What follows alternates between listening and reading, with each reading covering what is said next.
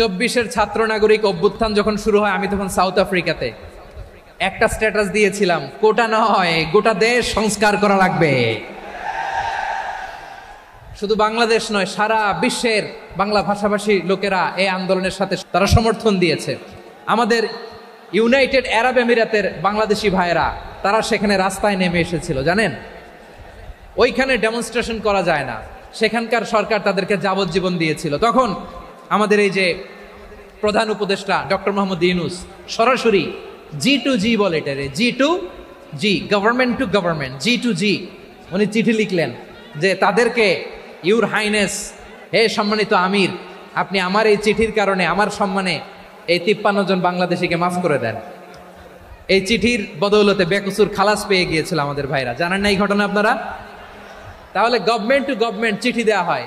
সপ্তম হিজরিতে বিষ্ণু ইসলাম সব সুপার পাওয়ারের কাছে চিঠি দিলেন, রোমান সম্রাটের কাছে, পারস্য অধিপতির কাছে, মিশরের অধিপতির কাছে, সবার কাছে চিঠি লিখলেন। চিঠির ভাষা ছিল এরকম, মিন মুহাম্মাদিন রাসূলিল্লাহ ইলা মুকাওকিস আযীমিল কিবত, মুহাম্মদ রাসূলুল্লাহর পক্ষ থেকে মিশরের বাদশার কাছে, আসলিম তাসলাম, ইসলাম মানো শান্তিতে থাকবা, সালামুন আলা মান ইত্তাবা আল হুদা, শান্তি তার জন্য যে হেদায়েতের অনুসরণ করে। সুবহানাল্লাহ পড়েন। তো এই চিঠি অনেকে ভালোভাবে রিসিভ করেছে, অনেকে এই চিঠি পাওয়ার পরে নবীর কাছে আবার ইন রিটার্ন উপহার পাঠিয়েছে। কি পাঠিয়েছে? উপহার। মিশরের বাদশাহ মুকাওকিস তিনি বিশ্বনবীকে বিশাল এক উপহারের ডালি পাঠিয়েছেন। মিশরের বাদশাহ মুকাওকিস ছিলেন ধর্মে খ্রিস্টান। লালমনিরহাটের ভাইয়েরা আওয়াজ করে বলেন, মিশরের বাদশাহ ধর্মে কি ছিল? খ্রিস্টান। কি উপহার দিয়েছিল আমার নবীকে? শুনতে মনে চায়? আওয়াজ নাই লালমনিরহাটের গলায়, শুনতে মনে যায়? 1000 স্বর্ণ মুদ্রা, 1000 স্বর্ণ মুদ্রা। 2টা খ্রিস্টান দাসী, একজনের নাম মারিয়া বিনতে শামউন আল কিবতিয়া, আরেকজনের নাম সিরিন বিনতে শামউন আল কিবতিয়া। একজন খ্রিস্টান দাস 20 থান কাপড় জামা বানানোর জন্য, আমরা নবী যেন সেলাই করে জামা বানাতে পারে এজন্য 20 থান কাপড়, 20 থান ফাইন গার্মেন্ট। সুবহানাল্লাহ পড়বেন না? এরপরে একটা গাধা যেটার নাম ছিল উফাইর, আর একটা খচ্চর, এটার নাম ছিল দুলদুল। খচ্চর চিনেন? গাধা আর ঘোড়ার ক্রসিং এ যে প্রাণীটা দুনিয়াতে আসে ওটার খচ্চর বলে। তো এই যে সুপার পাওয়ার খ্রিস্টান বাদশার কাছে নবী চিঠি লিখলেন, ওই খ্রিস্টান বাদশাহ আমার নবীকে উপহার দিল। বিশ্বনবী এই উপহারগুলো সানন্দে গ্রহণ করেছে। সুবহানাল্লাহ পড়বেন না? তাহলে অমুসলিম কেউ যদি আপনাকে উপহার দেয়, হালাল উপহার হলে আপনি গ্রহণ করতে পারবেন। অনুরূপভাবে পারস্যের বাদশাহ রোম সম্রাট বিশ্বনবীকে উপহার পাঠিয়েছেন, আমার নবী সবগুলো উপহার গিফট গ্রহণ করেছেন। সুবহানাল্লাহ বলেন। তাহলে প্রিয় লালমনিরহাট আওয়াজ করে বলুন, ইসলাম কি ন্যারো মাইন্ডেড রিলিজিয়ন না ব্রড মাইন্ডেড? আম্মাজান আয়েশার কাছে মাসালা জানতে চায় মেয়েরা, হে আম্মাজান, অগ্নি উপাসকেরা তাদের ঈদের দিন নওরোজের সময় আমাদেরকে পাখি দেয়, নেওয়া যাবে? উনি বললেন, ওরা জবাই করে দিলে নেওয়া যাবে না, কিন্তু ওরা যদি ফলমূল এরকম খাবার দেয় এগুলো নেওয়া যাবে। তার মানে অমুসলিমদের দেয়া উপহার এটা গ্রহণ করা যায়। সুবহানাল্লাহ বলেন। শুধু তাই নয়, বিষ্ণু ঈসা ইসলাম অমুসলিমদের সাথে আর্থিক লেনদেনও করেছেন, ফিনান্সিয়াল ডিলিং করেছেন। অমুসলিমদের সাথে প্রয়োজনে আপনি ফিনান্সিয়াল ডিলিং করতে পারবেন। আমরা প্রায় দেখি বাজারের মিষ্টির দোকানগুলো আমার হিন্দু ভাইদের, তারপরে যে বারবার শপ, চুল কাটে যে নাপিত, অধিকাংশ নাপিতের দোকানে কারা? আমার হিন্দু ভাইরা। তা আপনি চুল কাটতে পারবেন কিনা? পারবেন কিনা বলেন? পারবেন। তার দোকান থেকে দই মিষ্টি কিনতে পারবেন কিনা? হ্যাঁ, আমার মুসলিম ভাইয়ের দোকান থাকলে ওইটার আমি বেশি প্রায়োরিটি দিব, ঠিক কিনা? কিন্তু যদি তাদের সার্ভিস নিতে চান, প্রোডাক্ট নিতে চান, পারবেন। তার দলিল সহিহ বুখারী, আম্মা জান আয়েশা রাদিয়াল্লাহু তাআলা আনহা বলেন, ইশতারা রাসূলুল্লাহ সাল্লাল্লাহু আলাইহি ওয়াসাল্লাম মিন ইয়াহুদিয়িন তুআমান ওয়া রাহানাহু দিরআহু মিন হাদিদ। রাসূল সাল্লাল্লাহু আলাইহি ওয়াসাল্লাম এক ইহুদির কাছ থেকে, কার কাছ থেকে? সবাই বলে নাই, কার কাছ থেকে? আমার নবী, পেয়ারা নবী এক ইহুদির কাছ থেকে জব কিনেছিল। জব, বার্লি, যেটা দিয়ে রুটি বানায়। ওই জবের দাম দেওয়ার টাকা পয়সা নবীর কাছে ছিল না, ফলে নবী ওনার একটা পোশাককে মর্গেজ রেখেছিলেন, মর্গেজ বন্ধক, যে এখন এটার দাম দিতে পারবো না, কয়েক কেজি বার্লি নিয়ে যাই আর বন্ধক হিসেবে আমার জামাটা রেখে গেলাম, যেই দিন দাম দিব ওই দিন জামাটা ছুটাই নিয়ে যাব। সুবহানাল্লাহ পড়বেন না? বাকিতে নিছিলেন, বাকিতে। দিরআহু মিন হাদিদ, লোহার তৈরি বর্ম, মানে যুদ্ধের পোশাক, লোহা দিয়ে বানানো। বিষ্ণুনবী বললেন কয়েক কেজি জব দাও, টাকাটা পরে দিব, এখন টাকা নাই, বন্ধক হিসেবে মর্গেজ হিসেবে আমার জামা রেখে গেলাম, যখন টাকা দিব জামা ছুটায় নিব। আওয়াজ করে বলতে হবে সুবহানাল্লাহ। এ থেকে বোঝা গেল অমুসলিমদের খাতে ফিনান্সিয়াল ডিলিং করা যায়, অর্থনৈতিক লেনদেন করা যায়, কেনাবেচা করা যায়, প্রোডাক্ট কেনা যায়। এমনকি আমাদের মসজিদে নববীতে বারান্দায় আপনার একটা অটোমেটিক ফ্লাইং আমব্রেলা দেখছেন? সূর্য যখন বাড়ে মসজিদে নববীর বারান্দায় ইয়ার্ডের মধ্যে অটোমেটিক্যালি কিছু আমব্রেলা আছে, সাঁ করে খুলে যায়, আর সূর্যের তাপ লাগে না। আবার সন্ধ্যাবেলায় এই আমব্রেলাগুলো ওরা ক্লোজ করে ফেলে, দেখেন নাই না? দেখছেন? এই মসজিদে নববীকে সর্বোচ্চ উন্নত মানের কনস্ট্রাকশন ইনফ্রাস্ট্রাকচারে ডেভেলপ করার জন্য কর্তৃপক্ষ কিছু অমুসলিম ইঞ্জিনিয়ারের, ডিজাইনারের সহায়তা নিয়েছিল। সুবহানাল্লাহ বলেন। কোন দলিলের ভিত্তিতে? এই দলিলের ভিত্তিতে যে বিষ্ণু ঈসা ইসলাম অমুসলিমদের সাথেও লেনদেন করেছেন। আওয়াজ করে বলতে হবে আল্লাহু আকবার। শুধু তাই নয়, ইন কেস অফ ইমার্জেন্সি, প্রয়োজনে ইসলামের খাতিরে, ইসলামকে সামনের দিকে এগিয়ে নিয়ে যাওয়ার জন্য অমুসলিমদের সাপোর্ট নেওয়া জায়েজ আছে। সুবহানাল্লাহ বলেন। অমুসলিমদের সাপোর্ট নেয়া, তাদের থেকে অর্থ নেয়া, পলিটিক্যাল সাপোর্ট, পলিটিক্যাল অ্যাসাইলাম নেওয়া জায়েজ আছে। আমাদের অনেক বিশ্ববরেণ্য দায়ীরা আমেরিকায় অস্থায়ীভাবে অ্যাসাইলাম নিয়ে থাকে, নিজের দেশে গেলে ফাঁসিতে ঝুলাই দিবে। যুগ যুগ ধরে দায়ীদের উপরে এরকম অত্যাচার আর নির্যাতন আছে না নাই? মিশরের অনেক দায়ীরা পাশ্চাত্যে যেয়ে থাকে, এই যে তারা পলিটিক্যাল অ্যাসাইলাম নিয়ে থাকে, রাজনৈতিক আশ্রয়, এটা জায়েজ আছে না? এটা যে জায়েজ আছে তার প্রমাণ স্বয়ং বিশ্বনবী সাল্লাল্লাহু আলাইহি ওয়াসাল্লাম পলিটিক্যাল সাপোর্ট নিয়েছিলেন অমুসলিমদের কাছ থেকে। সুবহানাল্লাহ বলেন। খুব মজাদার একটা ঘটনা শুনবেন, আপনাদের আগ্রহ দেখে তো মনে হয় না শোনার ইচ্ছা আছে। আছে আছে আমার ভাইরা, বিশ্বনবীর বয়স তখন প্রায় 51 বছর। কত বছর? বিশ্বনবীর সবচেয়ে কাছের মানুষ খাদিজা রাদিয়াল্লাহু তাআলা আনহা ইন্তেকাল করেছেন। বিশ্বনবী বড্ড কষ্ট পেলেন, হৃদয়টা ভেঙে খান খান। যিনি ঘরের ভেতরে বিশ্বনবীকে সান্ত্বনা দিতেন, ভালোবাসা দিতেন, বাইরে গেলে কুরাইশরা বকাঝকা করে, অত্যাচার করে, কিন্তু আম্মাজান খাদিজা রাদিয়াল্লাহু তাআলা আনহা ঘরটারে এমন শান্তির নীড় বানায় রেখেছেন, এই ঘরের ভিতরে ঢুকলে বিশ্বনবীর কলিজাটা ঠান্ডা হয়ে যেত। এজন্য রব্বুল আলামিন বলেন, খাদিজা, ও আমার বান্দি খাদিজা, জান্নাতে এমন স্পেশাল একটা ঘর আমি তোমার জন্য রেডি করে রেখেছি। ওই ঘরের মধ্যে কোনো আওয়াজ নাই, ওই ঘরের মধ্যে কোনো নয়েজ নাই, ওই ঘরে কোনো বিশৃঙ্খলা নাই। কারণ মক্কার জমিনে আমার নবী কুরাইশদের বিশৃঙ্খলা, নয়েজ আর ঝামেলাগুলোকে উপেক্ষা করে যখন তোমার ঘরের ভিতরে ঢুকতো, ঘরটারে তুমি শান্তির নীড়, ঠান্ডা, নীরব, নিস্তব্ধ, নিঝুম আর শান্তির নীড় বানিয়ে রেখেছ। এজন্য জান্নাতে স্পেশাল একটা শান্তির নীড় আমি তোমারে উপহার দেব। ওই প্রিয়তমা স্ত্রী খাদিজা ইন্তেকাল করলেন, বিশ্বনবীর হৃদয় ভেঙে খান খান। আবার ওনার চাচা আবু তালেব ইন্তেকাল করলেন, যিনি পলিটিক্যাল শেল্টার দিতেন নবীকে। কে দিতেন? আবু তালেবের ভয়ে, বিশ্বনবীর এই চাচার ভয়ে কোনো মুশরিক নবীর গায়ে হাত দেওয়ার সাহস পায় নাই। এখন স্ত্রীও নাই, চাচাও নাই, নবীকে আশ্রয় দেওয়ার কেউ নাই, নবীর চারদিকে অন্ধকার। নবী এখন কই যাবেন? আমার পেয়ারা নবী নতুন স্টেশন খুঁজতেছেন, নতুন দাওয়াতি প্ল্যাটফর্ম খুঁজতেছেন। তিনি যায়েদ বিন হারেসা রাদিয়াল্লাহু তাআলা আনহুকে নিয়ে মক্কার পাশের একটা নেইবরিং সিটি তায়েফে চলে গেলেন। কোথায় চলে গেলেন? লালমনিরহাটের ভাইয়ের আওয়াজ করে বলেন, কোথায় গেলেন? তায়েফে চলে গেলেন দিনের দাওয়াত দেওয়ার জন্য। কি দেওয়ার জন্য? নাকি জমি কিনতে গেছিলেন? জমি কিনতে, দুনিয়ার যশ খ্যাতির জন্য, নিজের কোনো লাভের জন্য? তায়েফবাসীদেরকে জাহান্নামের আগুন থেকে বাঁচানোর জন্য। আওয়াজ করে বলতে হবে ঠিক কিনা? বিশ্বনবী বিশাল মরুপথ, পাহাড়ি পথ পাড়ি দিয়ে তায়েফের মরুজমিনে গেলেন কোরআনের দাওয়াত নিয়ে, ইমানের দাওয়াত নিয়ে।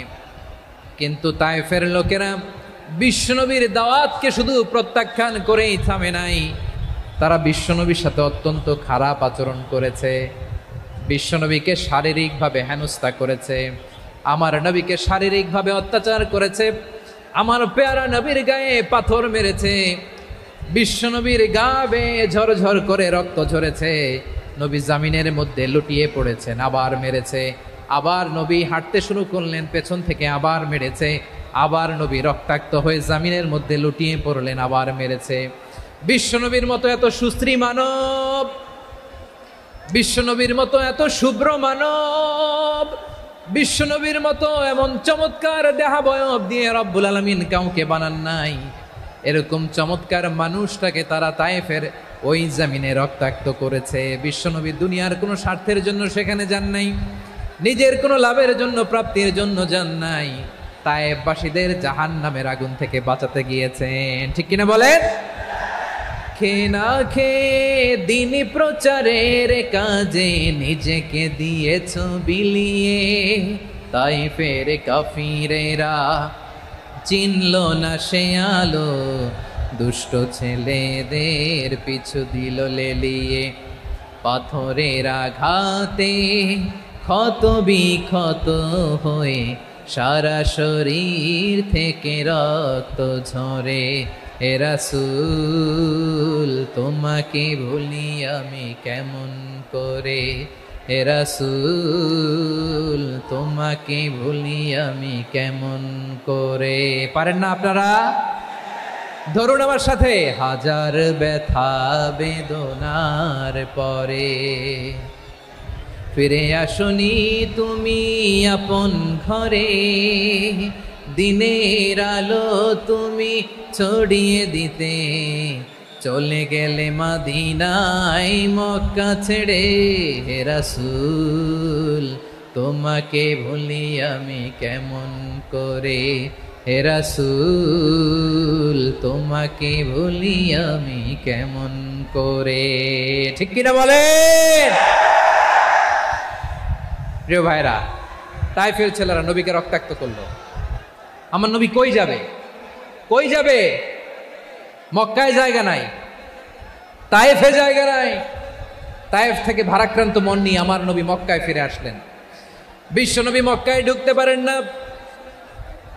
মক্কার মরুভূমির দিকে তাকিয়ে, উপত্যকার দিকে তাকিয়ে বিশ্বনবী ধা ধা করে কাঁদেন, ঝরঝর করে নবীর চেহারা মোবারক থেকে চোখের পানিগুলো বেয়ে বেয়ে পড়ে।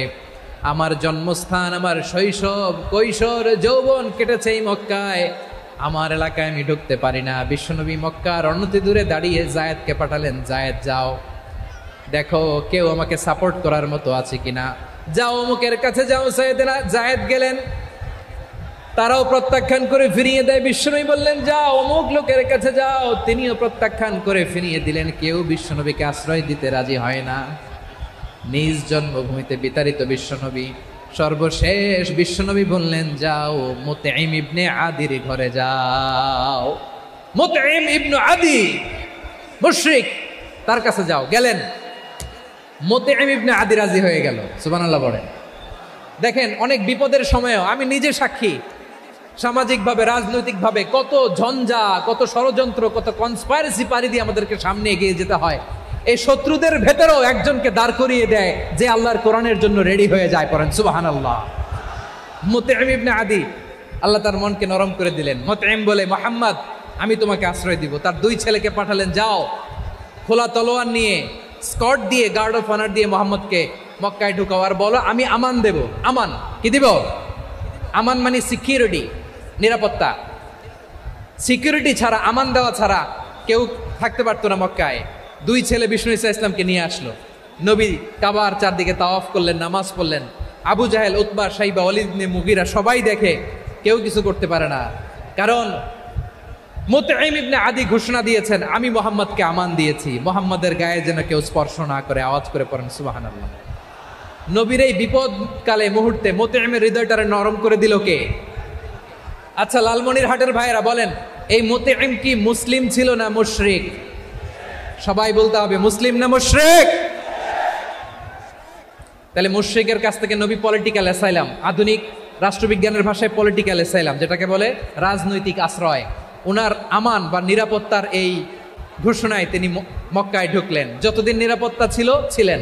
মোতেম যখন মারা গেল, বিষ্ণু ইসলাম হিজরত করে মদিনায় চলে গেলেন। সুবহানাল্লাহ। কিন্তু মোতেম যে বিশ্বনবীর উপকার করছে এটা বিশ্বনবী ভুলে নাই।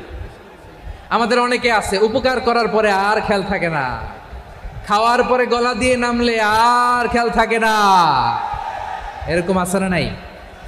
আমার নবী ভুলে নাই। বদরের প্রান্তরে 70 জন কাফেরকে যখন বন্দি করে বিশ্বনবীর সামনে হাঁটু গেড়ে দাঁড় করানো হলো, বসানো হলো, 70 জন কাফের। কয়জন? বিশ্বনবী তাদের দিকে তাকিয়ে বললেন, সহিহ বুখারীর বর্ণনা, লাউ কানাল মুতঈম ইবনু আদি হাইয়ান সুম্মা কাল্লামানি হাউলাইন নাতনা লা তারাকতুহুম লাহু।